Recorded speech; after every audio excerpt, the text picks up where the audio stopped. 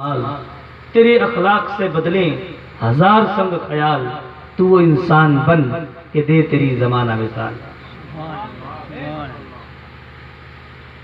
ہمارے یہاں حال یہ ہے، ہم نکل کے جاتے تو ہمارے بڑے انتظار کرتے ہیں کہ چھوٹا جا رہا ہے ہمیں سلام کرے گا۔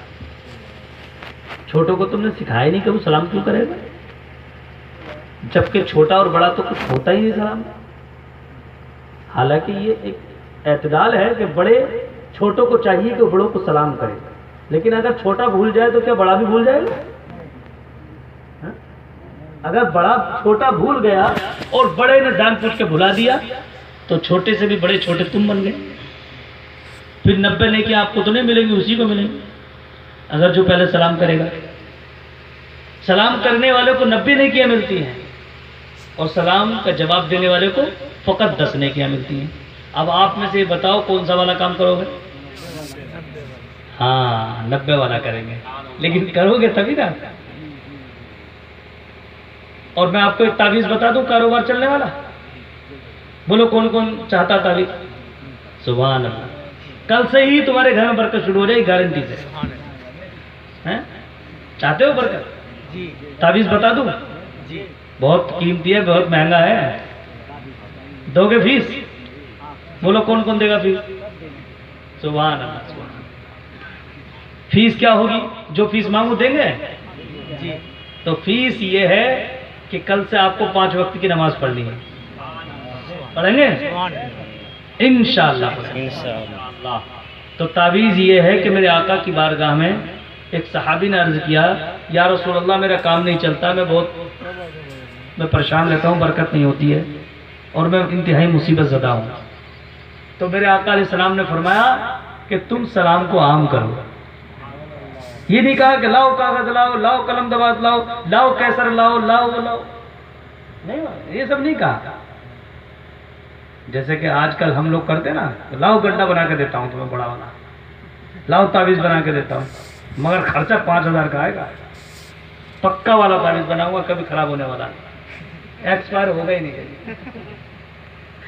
اور اسے خوب لمبا تعویذ بناتے ہیں اور گلے میں ڈالے جاتے ہیں۔ اب تک اگر میں تعویذات اکٹھے کرتا نا جو میں نے لوگوں سے گلوں سے نکالے ہیں تو کئی بورے بھر گئے ہوتے، بہت سارے بورے بھر گئے ہوتے۔ بعض علاقوں میں تو 4-4-5 تعویذ پڑے رہتے کرے۔ ایک صاحب سے میں نے کہا علاج کے لیے آئے، میں نے کہا یہ تعویذ نکال، حضور اس تعویذ میں نکلوائی۔ ایسے کہہ رہا جیسے بیچارے کا دنیا لوٹ جائے۔ میں نے کہا بھائی کیوں آخر ایسے کہ نہیں حضور بس تعویذ بند نکلوائی۔ ارے میں نے بھائی تعویذ نکالو گے تبھی ہماری حاضری قبول ہوتی ہے کہ نہیں حضور تعویذ بند نکلوائی۔ ارے اچھا میں نے یہ بتاؤ تعویذ کیوں نہیں نکالنا چاہتا؟ حضور یہ 25,000 روپے کا لیا آپ نے۔ میں نے کہا یار اب جب 25,000 کا اس نے تعویذ لیا ہے تو میرے کہنے اتنی جلدی کیسے اتار دے گا؟ میں نے نہیں بھائی تو کہہ رہا، مگر تو ایسا کریے اب تو جب یہ تعویذ ایکسپائر ہو جائے اس کے بعد آنا، چل جا۔ تو ایسے مسائل چل رہے ہیں۔ تو تعویذ والوں نے بھی بڑا اچھا کاروبار کر رکھا ہے، اللہ کے قرآن کو خوب بیچ رہے ہیں، جو کہ فری کا مل گیا نا، خوب بیچ رہے ہیں کاغذ پر لکھ کر۔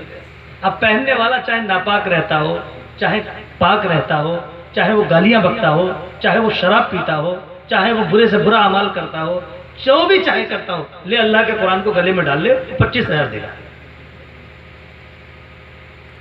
یہ حقیقت کہہ رہا ہوں میں، یہ چل رہا ہے۔ تو ایسے لوگوں کی کہیں سے کہیں تک بخشش نہیں ہے جو قرآن کو بیچ رہے ہیں اور دین کو بدنام کر رہے ہیں اپنے، اور وہ دین کے ہمدرد نہیں ہے بلکہ دین اور مسلمانوں کے لیے سر درد ہے۔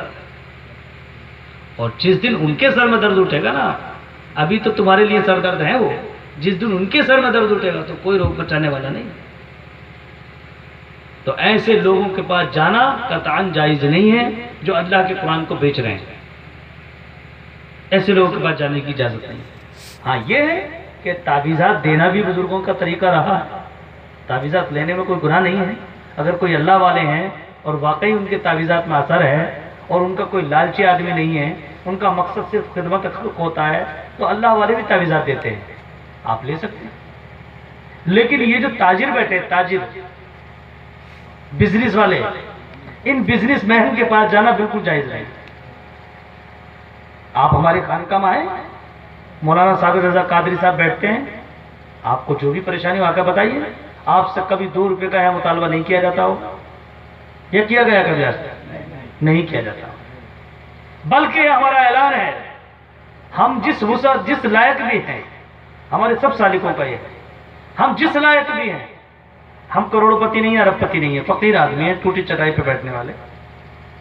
لیکن اگر یہ ہمارا عزم ہے، اگر تم کبھی آزما کر دیکھنا، کبھی تم ہمارے خون کی ضرورت پڑے تو انشاءاللہ تعالی ہمارے سالکین اور ہم اپنا خون لے کر حاضر ہو جائیں گے انشاءاللہ. یہ ہمارے اپنے قوم کے لیے ہماری نیت اور جذبہ ہے. مقصد ہے کہ انسانیت کے ہم کہیں نہ کہیں کام آ جائیں. جب تک ہم خون نہیں دیں گے قوم کو، آپ قوم سے پسینہ نہیں مانگ سکتے. قوم کو سکھانے کے لیے، قوم کو درس دینے کے لیے پہلے ہمیں خود پریکٹیکلی طور پر، عملی طور پر دکھانا ہوگا کہ تیر اس کو کہتے ہیں. اسلام زندہ ہوتا ہے کربلا کے بعد، ایسے نہیں زندہ ہوتا اسلام. بریانی کھا کر کے 1 گھنٹہ تقریر کرنا تو بڑا آسان کام ہے. میں بول کے چلا جاتا ہوں، بریانی کھاتا ہوں اور 2 گھنٹے بول کے چلا جاتا ہوں. بہت آسان کام. قربانی تو انہوں نے دے دی کربلا میں، اسے قربانی کہا جاتا ہے. ہم کیا قربانی کریں؟ آپ لوگ ہمارا ٹکٹ بنوا دیتے ہیں، ہم چلے آتے ہیں. ادھر سے پھر انتظام کر دو گے ٹکٹ، ہم گھر چلے جائیں گے. یہ کوئی قرآن کی تبلیغ کر رہے ہیں ہم؟ اس کے بعد بھی ہمارے نخرے ہیں کہ ہمارا ٹھکانہ نہیں. ہمارے نخرے اتنے ہیں کہ اگر آپ نے کھانا چٹنی پیش کر دی نا تو کہیں مولانا صاحب کے جلسے میں کبھی نہیں آنا ہے. ہمارے نخرے ہیں یہ. ہم کس لائق ہیں؟ ایسے ہم کوئی تبلیغ تھوڑی کریں.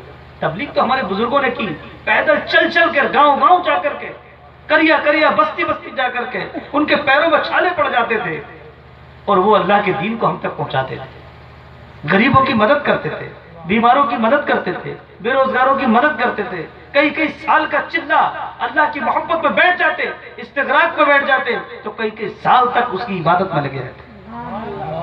12 سال تک انہوں نے کھانا نہیں کھایا. جا کر دیکھو صاحب میرے پاس کو. سبحان اللہ. میرے غریب نواز کا ایک واقعہ ابھی کوئی صاحب سنا رہے تھے کہ آپ ہندوستان تشریف لائے تو صرف 1 جوڑی کپڑے لے کر آئے اور انہی 1 جوڑی کپڑوں میں آپ تا حیات رہے. 1 یا 2 جوڑی کپڑے. تو یہ بتائیے 1 جوڑی کپڑوں میں کتنا وزن ہوگا؟ اگر سوتی کپڑا بھی ہو، کتنا بھی موٹا کپڑا ہو، اس میں کتنا وزن ہوگا؟ زیادہ سے زیادہ ½ کلو، بہت زیادہ ہوا تو 1 کلو، اور اس سے زیادہ ہوا تو 1.5 کلو، اور اس سے زیادہ ہوا تو 2 کلو. اس سے زیادہ تو نہیں ہو سکتا. لیکن میرے آقا غریب نواز کا جب وصال ہوا اور آپ کے کپڑے اتارے گئے تو 24 سے 25 کلو وزن تھا آپ کے کپڑوں میں. اب آپ کہو گے کہ اتنا وزنی، کیا آپ کا میل چڑھ گیا تھا کپڑوں؟ میل بھی اتنا نہیں ہو سکتا کپڑوں، میل 2-4 کلو چڑھ جاتا. بات یہ تھی کہ آپ نے 1 جوڑی کپڑے بنائے اور اس کے بعد یہ قسم کھا لی کہ جب تک یہ کپڑے چل سکیں گے میں انہی میں زندگی گزاروں گا، فقیر دوسرے کپڑے نہیں بنائے گا. اور جب جہاں سے پھٹ جاتے تو آپ اس میں پیبند لگا لیتے، پھر پھٹ جاتا پھر پیبند لگا لیتے، پھر پھٹ جاتا پھر پیبند لگا لیتے، پھر پھٹ جاتا پھر پیبند لگا لیتے. اللہ اکبر، یا رسول اللہ، زندہ باد، اللہ اکبر. میرے غریب نواز کی آپ نے قربانی نہیں دیکھی، صرف خالی چھٹی کھائی ہے. قربانی دیکھو میرے آقا. آپ پیبند لگاتے رہے. یہاں تک تاریخ بتاتی ہے کہ بہت سارے آپ کے جسم پر کے کپڑوں پر جو پیبند تھے وہ چمڑے کے تھے، چمڑے کے تھے، تاکہ پھٹے ہی نہ دوبارہ. کپڑا پھٹ گیا تو چمڑے کا لگا دیا کہ اب یہاں سے نہیں پھٹے گا. دوسرا کپڑا نہیں خریدا. جبکہ بادشاہ شمس التمس جیسے بادشاہ سرکار کے